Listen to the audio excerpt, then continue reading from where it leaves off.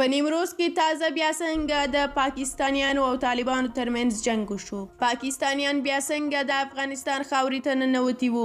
ویډیو وګورئ او چینل سبسکرایب کړئ. په نیمروز ولایت کې سرچینې وایي چې طالبانو د افغانستان په خاوره کې د پاکستاني پوځیانو لخوا د ازغن تار د لګولو او پوستې د جوړولو مخنیوی کړی دی. یوې سرچینې د پنجشنبې په ورځ 800 ورځپاڼې ته وویل چې پاکستاني پوځیانو د نیمروز ولایت د چهار برجک ولسوالۍ اړوند ډاک سیمه کې غوښتل دا کار وکړي. هغه جوته کړه چې د معلوماتو له ترلاسه کولو وروسته د طالبانو سرحدي ځواکونو د دغه کار مخنیوی وکړ. سرچینې وویل چې پاکستاني پوځیان کابل تر 15 کیلومتره د افغانستان خاورې ته دننه شوي وو او غوښتل یې چې دلته پوسته جوړه کړي.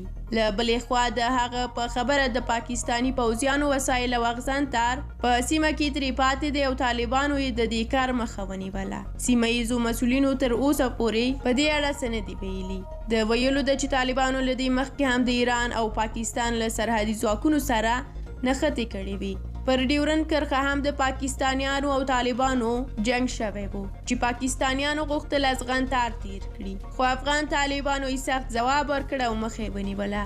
په کور دننه هم د طالبانو دغه کارونه ستایل شوي. بلخوا بیا لوی درستیز هم ننګرهار او پکتیا ته د سفر پر مهال پاکستان ته سخت اخطارونه ورکړ چې په دې سره پاکستان ډیر زیات ډار شوی او ته به پرې راغلی. لیدونکو ډیره زیاته مننه چې دا ویډیو مو تر دې دمه ولیده. د نورو تازه خبرونو څخه د خبرېدو لپاره د سول افغان یوټیوب چینل سبسکرایب کړئ، ویډیو لایک کړئ او نظر مو هم را سره شریک کړئ. تر بلې ویډیو ښه وخت، د خدای پامان.